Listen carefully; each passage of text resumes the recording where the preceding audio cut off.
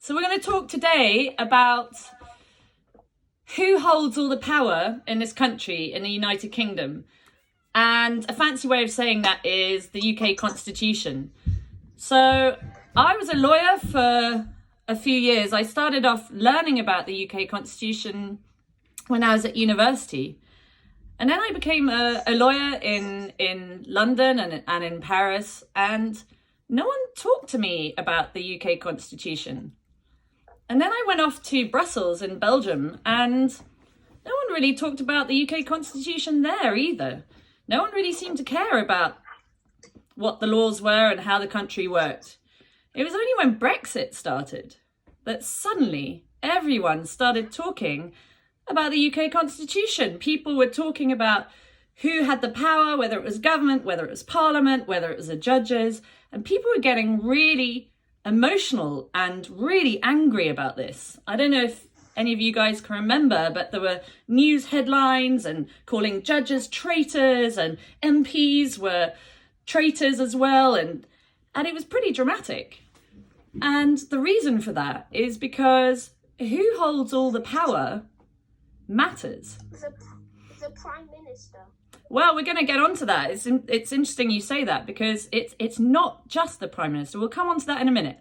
But first of all, let's talk about what is the United Kingdom. I've done a very fancy diagram here. I don't know if you guys can see it. But there's the UK. And then you've got Northern Ireland, England, Scotland and Wales. So the UK is a country. But what are these things called? Anyone? Anyone know what these are called? Oh, am I muted, Gus? Take me off mute. Who knows what these are called? They're called... Huh? What did you... Yeah, these things are called countries as well. And most people don't even realise that. The UK is a country with 4 countries in it. And it gets a bit weirder because then England, Scotland and Wales are part of Great Britain. The UK is a union of Northern Ireland, Great Britain and Northern Ireland, but only these things are in Great Britain. Don't know if you can see there, Great Britain, which means that when we say we're British, that's only the English and Scottish and Welsh who are British, not the Northern Irish. We really should be saying we're UK-ish, but that doesn't sound quite right. And the interesting thing about the UK is that some power is held at UK level, but then Northern Ireland, England, Scotland and Wales have powers as well. They've all got their own parliaments and their own governments. Stuff that's really important to them, like education and health and transport, is all decided by their parliaments and their governments. But then some stuff that affects all of the UK is decided at UK level. So examples of that are like big treaties that the whole of the UK enters into.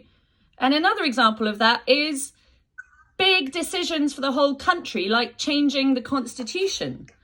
And that all sounds fair and logical and reasonable, except for one problem. When we voted to have a referendum on leaving the EU, these guys voted to... You're on mute. You Gus. Have you muted it, Gus? Yes, Gus probably. Can you hear me now? Yeah, Louise, you're muted. Gus. Gus, can you hear me? Okay. Thumb up if you can hear me. Okay, good. How much of that did you miss? Okay, so you heard a bit about how there are some powers that the UK has, and then these guys have other powers. The problem is the powers that the UK have are pretty important and have real implications for these guys. So, for example, oh, Gus, I can't see anyone. Can you put back the gallery? Oh, okay. Yeah. So, for example, changing the whole way the country works is a power at this level. So when we voted in the EU referendum, England and Wales voted to leave the EU, but Scotland and Northern Ireland voted to stay. So they turn round, Scotland, after we decided to leave the EU and said, hold on a second, you guys may have decided to leave the EU, but we didn't decide to leave the EU. We don't want to leave the EU. We want to have now a vote on whether or not Scotland can leave the UK so that we don't have to leave the EU. And you know what the UK turned around and said? The UK just turned around and said, but you don't have power to do that. Whether or not you can have a vote on leaving the UK is up to the UK, up to Parliament in Westminster. And you know what we say? We say no. And the Scottish government's not happy about it.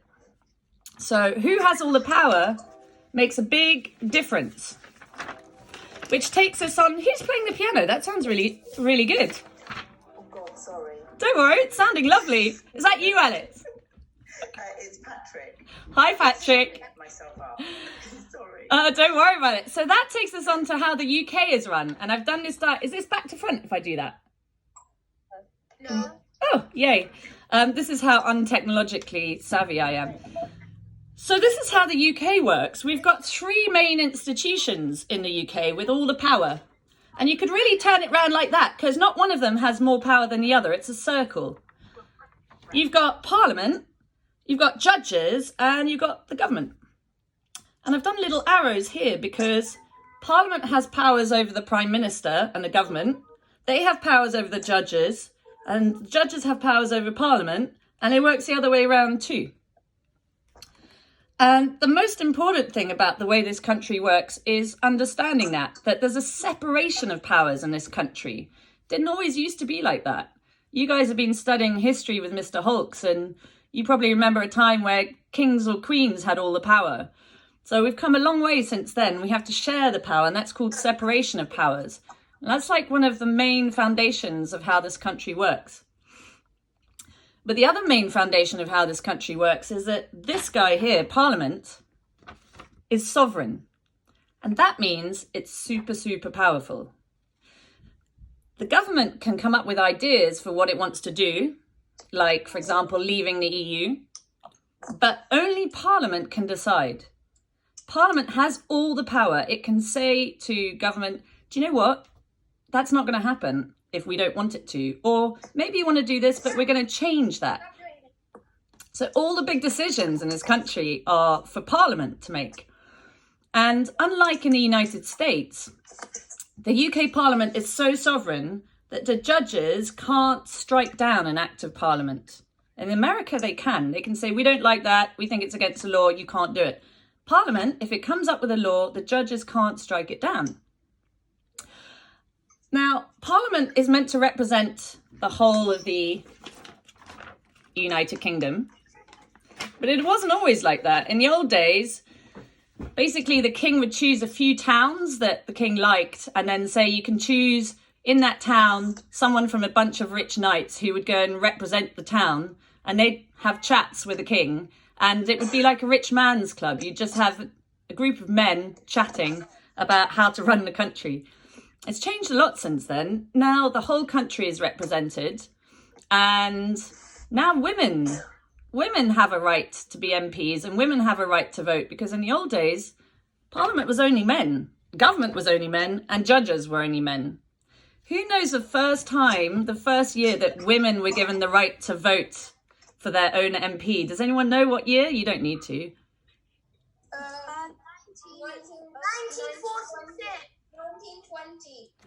1920. Hector's the closest. 1923. Ah, okay, you're in between. It was kind of a trick question because women, I'll give you the answer.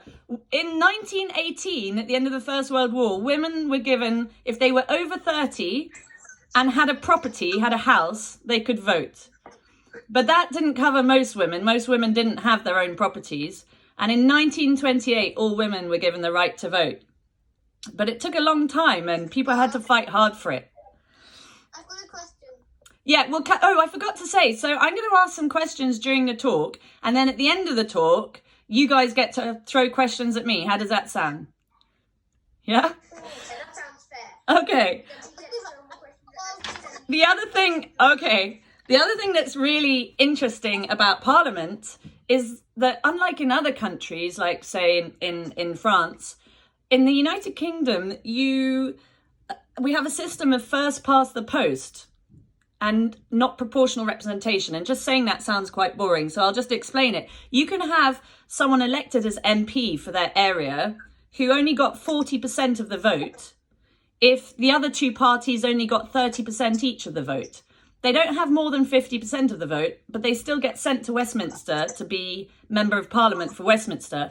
And that's how you get into a situation where the government right now, the Conservative Party right now, has a huge majority in Parliament. They have a majority of 78 members of Parliament, so 78 more than any other party.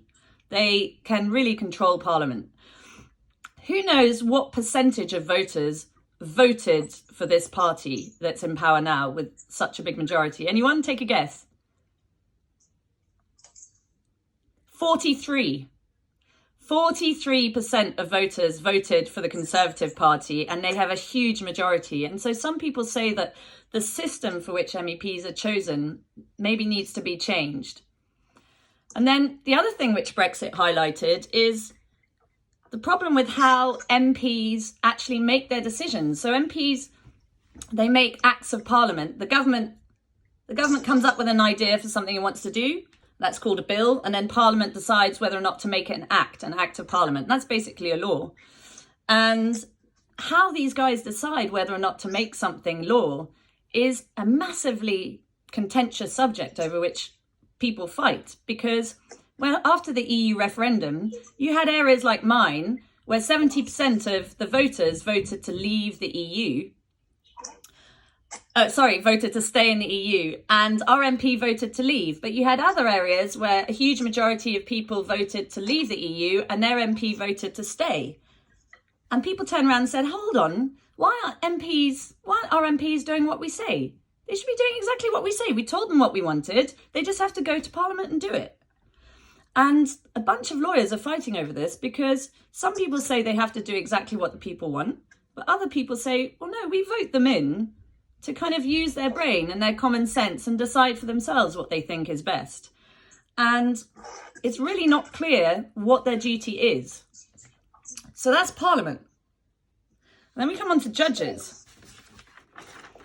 And judges, well, you've got normal kind of level of judges, then the High Court, and then you've got the Supreme Court. And the Supreme Court is the mother of all courts in the UK. They have the ultimate say over whether something is legal or not legal. They decide what the law is, and neither Parliament, nor the Prime Minister, nor the government can tell them that they're wrong. On the law, it's the judges who decide in the Supreme Court. We'll come to questions at the end. I'll just skim through the presentation, then you can fire some questions at me. And we have 12 justices, they're called justices on the Supreme Court. And the president of the Supreme Court is a complete heroine of mine. She's called Lady Baroness Hale, Lady Hale. And when she started reading law at university, she was in a class of 110 law students, and only 6 of them were women. The other 104 were men. And that was back in a day where if women studied law, it was just so that they would go off and marry a lawyer. No one actually expected them to become lawyers themselves. They certainly didn't expect women to become judges. And Baroness Hale, not only did she become a lawyer and then a judge, but she went all the way to the top and became the most senior judge in the whole country. And she's a bit of a legend. And the way in which the judges are chosen in this country is, again, I'm using America to compare a lot, but so different to so many other countries. So in America, the president decides who they want as their top judges based on their politics. So in America, you'll have the president say, you know, what do they think about climate change, these judges? And what do they think about the death penalty? And what do they think about gun control? And based on that, or Corona, based on that, the president will choose who they want to have as a judge. It's completely different in the UK. In the UK, we don't want judges who have opinions on politics. We want judges to be independent. That's another really strong part of how this country works. So we want them to keep their political opinions really quiet. I don't think judges are even allowed to vote, come to think of it. They have to be completely independent, and they're chosen by a bunch of lawyers based on whether or not they understand the law properly and whether or not they'd make good lawyers. And judges have huge, huge, huge powers, because whilst judges can't strike down a law made by Parliament, they can interpret it. And I know that sounds a bit complicated, but basically if Parliament makes a law which says, I'm banning homework, the judges can go, yeah, but when you said banning homework, did you mean all homework? Because the way we see it, you wanted to ban Latin and French homework, but you didn't really want to ban maths and science homework. And in a way, if you can interpret law, you're kind of able to make it as well. So that's a huge power. And then judges also have huge power over the government and the Prime Minister, because if these guys break the law, the judges can say, nah, you can't do that. And that brings us on to the third part of all the power in the country, which is the government and the Prime Minister. So the Prime Minister, again, unlike in other countries, like in France or like in the States, we don't vote directly for the Prime Minister. No one was able to vote for Boris Johnson as Prime Minister or for Tony Blair as Prime Minister. You vote for a party, and that party has already chosen its own leader, knowing that if the leader if they get the most votes in the election, then that leader will become Prime Minister. And then the Prime Minister chooses their team. And in the Prime Minister's team, he'll have someone in charge of healthcare, the NHS, someone in charge of education, someone in charge of money. The guy, by the way, in charge of money is called the Chancellor of the Exchequer. Who knows? Does anyone know the name of the current Chancellor of the Exchequer? Rishi Sunak, that's right. And he's really been thrown into the thick of it with the coronavirus crisis. So the government has huge powers as well. It has the power to basically come up with all the ideas for laws. But remember that the Parliament can say no. And in fact, Theresa May, when she was coming up in the last government with laws on how to leave the EU, she came up with an idea 4 times, and 4 times Parliament said, no, it's not going to happen. And she had to go back with her tail between her legs. It was quite awkward. And then even in a time of emergency, Vera, do you want to wait till the end? Is it really urgent? Okay. All right, wait till the end. Even in a time of emergency. Maxime wants to join. Gus, can you let Maxime join? He's in. These guys still have the power to say yes or no to laws, even in a national emergency. So right now, there's a huge emergency going on with coronavirus. And the government came up with this idea of a coronavirus emergency law. Do any of you know what's in that emergency law? It's already happened. Like, don't go out. I do. Yeah? We need to start from everyone. Yeah, so exactly, social distancing, but the government also has powers to shut down big events, shut down football matches, shut down Wimbledon.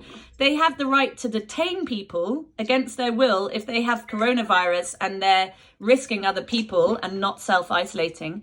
They have the right to close the border of the United Kingdom, and they have the right to stop people being chucked out of their houses or flats that they're renting if they can't afford to pay.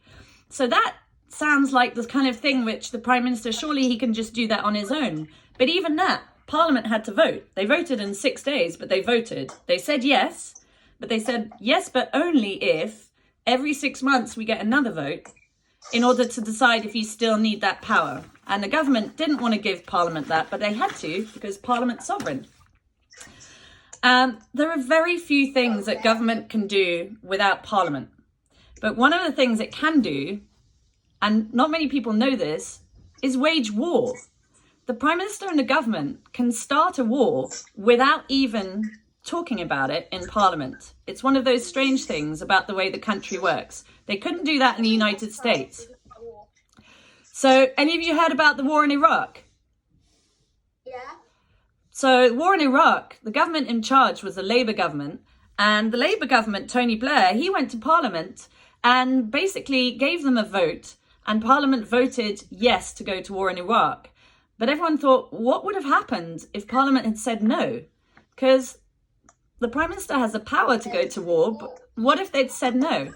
Well, funnily enough, 10 years later, David Cameron and the Conservative Party were in charge, and David Cameron went to Parliament and he said, hey, we'd like to launch an attack in Syria. And do you know what Parliament said? No. Yeah, you're right. Will's right. Parliament said no. And do you know what David Cameron did? He said, okay, we won't attack Syria. Which was kind of awkward because he'd sort of said to Barack Obama that we would be joining the United States in attacking Syria, and then he had to say, actually, we can't.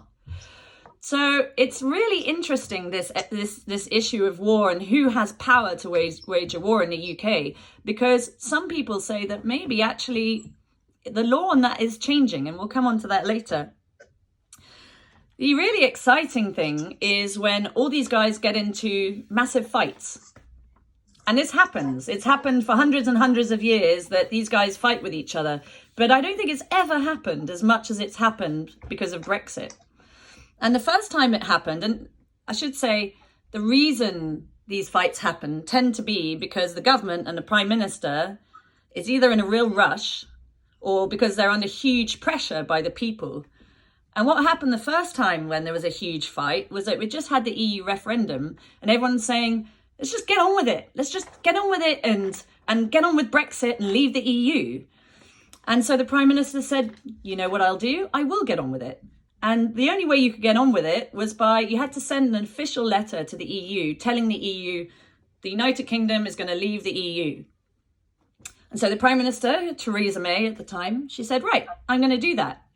And these guys went, are you kidding me? Like, this is such an important decision. We're sovereign. You have to take this decision to Parliament. And all the judges and the lawyers said, yeah, like according to the law, you can't just make the most important decision probably taken this century without checking if Parliament agrees. And everyone else said, well, we've had a referendum. And they said, yeah, but the referendum is not the law. These guys make the law. So guess what? A bunch of people took the Prime Minister and the government to court. And it rushed all the way up to the most senior court in the land, the Supreme Court. And that's how I found myself at 7 o'clock in the morning outside the Supreme Court, queuing to get one of the 24 tickets available to members of the public on this huge decision of whether or not, after hundreds and hundreds of years of being sovereign, maybe Parliament didn't have all the power anymore. Maybe someone else had the power and Parliament not that important. And that mattered to me because parliamentary sovereignty is a huge part of what this country is. 24 tickets went to members of the public, and this is my ticket. I got ticket number, I'm going the wrong way, ticket number 23. And I was so stressed out queuing in front of the Supreme Court because people kept trying to queue barge in front of me. And I kept thinking, if two people queue barge in front of me, I'll be ticket number 25 and I won't get in. But I did get in, and I got to hear my heroine, Baroness Hale, the female president of the Supreme Court, turn around and say to the government lawyers, you guys, you can't do this. She said to them, you can't do this. Parliament is sovereign. Parliament has to vote on this important decision. And Parliament did vote, and Parliament voted for Brexit. But the decision was made properly according to the way in which this country works, UK law. So that was the first big fight. The second big fight happened also because of Brexit with the next Prime Minister, Boris Johnson. Again, there was a huge rush. There was a lot of pressure. We'd already decided and told the EU that we were leaving. But this time round, Parliament was taking time to discuss how we were leaving, because how we left was kind of important. There were lots of things that would have huge impacts on people, maybe make them poorer or whatever. And so it was really important that Parliament discuss how we were going to leave. But you can imagine what the people were saying. The people were saying, just get on with it. We've delayed Brexit so long, just get on with it and leave the EU now. We're sick of all this talking in Parliament and delaying Brexit. So Boris Johnson said, you know, you're right. I'm feeling the pressure. I'm sick of delaying things. Is it just me? Can you hear me? Yes. So Boris Johnson said, I'm sick of all this. Let's stop delaying things. I'm going to shut the Parliament. So Boris Johnson, like that, shut Parliament. And you can imagine what happened. These guys went, hold on, you can't do that. We're sovereign. And these guys went, hold on, you can't do that. That's against the law. Again, it went back to the Supreme Court, and the Supreme Court said, and you guessed it, you can't do that. Parliament's sovereign. You have to let them debate. And Parliament suddenly was opened again, and people did debate. We've talked a lot about Brexit, but we haven't actually talked about what that means for the United Kingdom. I've got another little diagram here. But basically, when we were in the EU, you had Scotland, Ireland, Northern Ireland, Wales and England, and then the UK, and then you had the EU on top.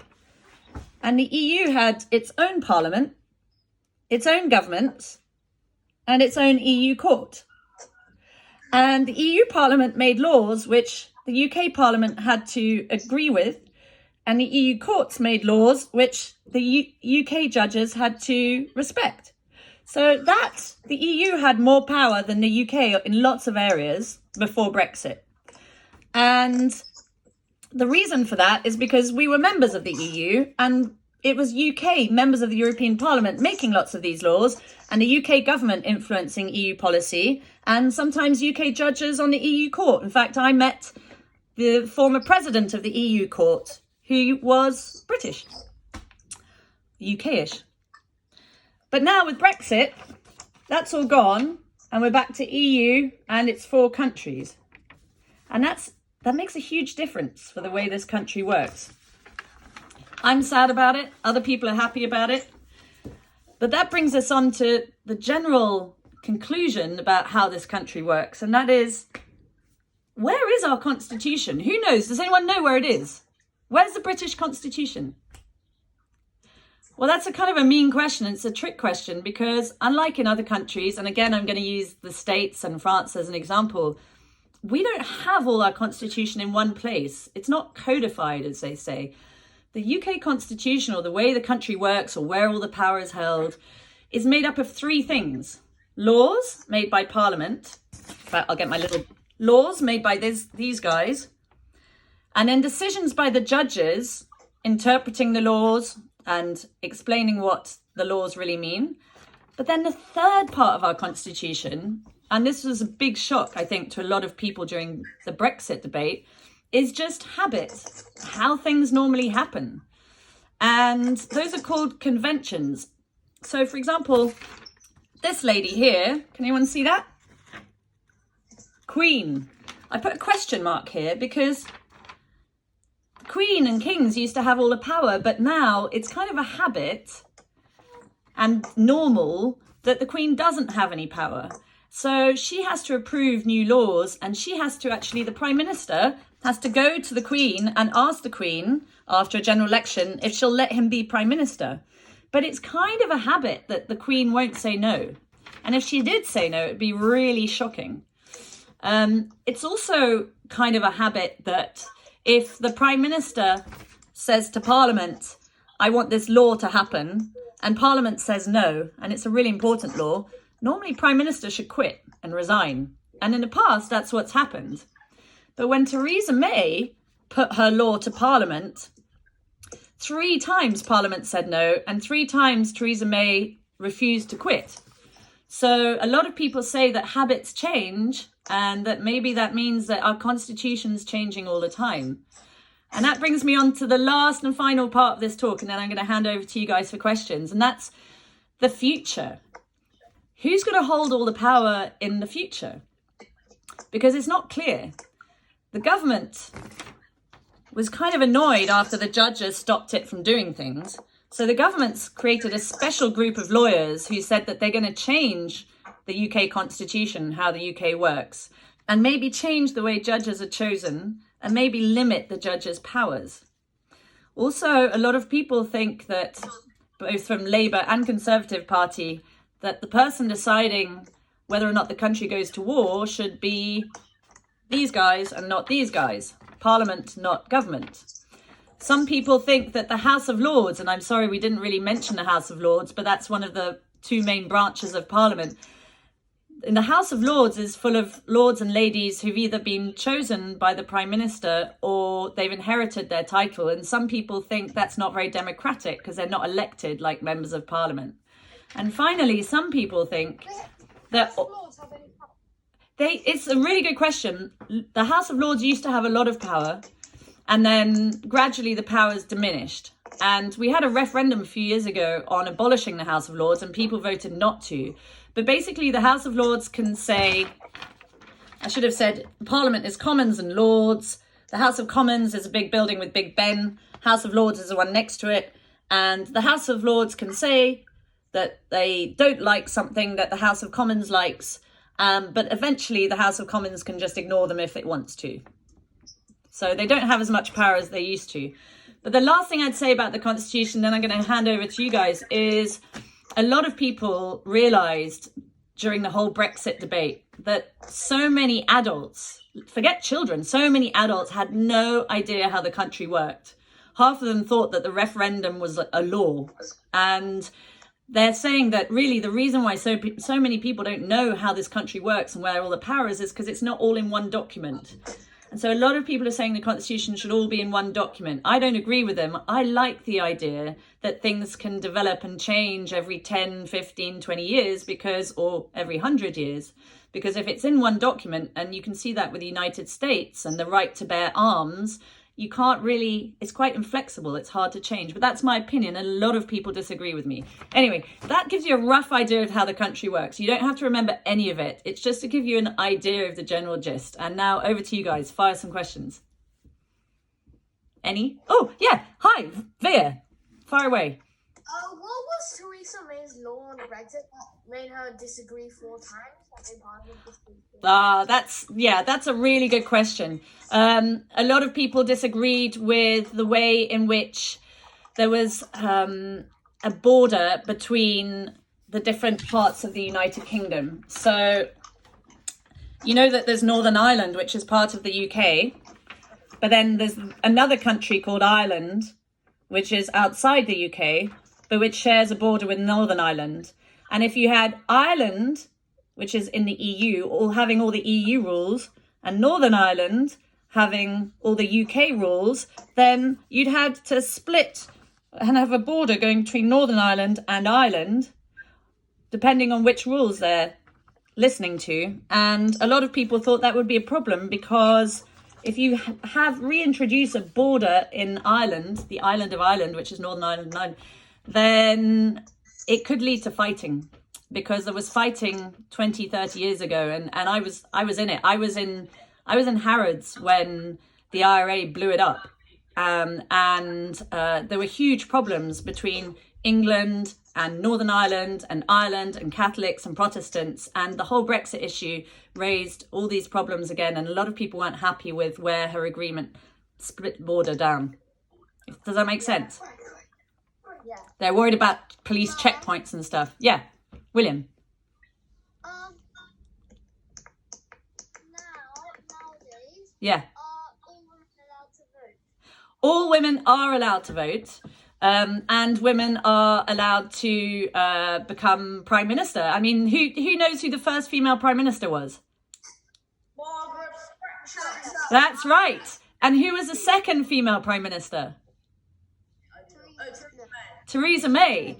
And you know, I've got to say, credit to the Conservative Party. The Conservative Party is the only political party to have produced the 2 female prime ministers. I don't think the Labour Party has ever had a female leader, and definitely not a female prime minister. Any other questions? Yeah, go, Will. Do you think the judges really are political? Oh, that's such a good question. There have been so many people discussing this and debating this over glasses of wine at dinner parties and stuff. Look, I think judges are human. So I think judges have opinions on which laws they like best and whether or not climate change is real and guns are good or bad. And you can't not have opinions on that, especially as they're highly educated and they read a lot, they're going to have opinions. So I don't think they don't have opinions, but I think I really believe that the way in which they're chosen and the way in which they're protected from the government, because it's not the government who chooses them, it's a bunch of lawyers, senior lawyers who choose them.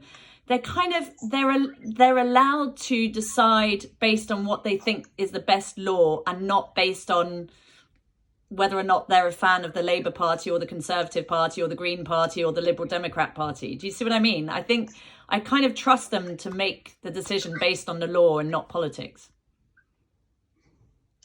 But a lot of people don't, and that's why they're going to potentially be reformed. I'm very nervous about these reforms, and some people are very excited. Anyone else? Can I see you all? I'm slightly worried that I can't see you all and I'm ignoring people. Anyone else who's being ignored by me? Hi, Nicholas. Hello. Any other questions? Oh, looks great, Gus. It does look great, Gus. All right, guys. Well, that's the end of the call then. Thanks a lot for listening, and go and tell Mr. Hulks everything you've learnt today, and have a good day. Bye.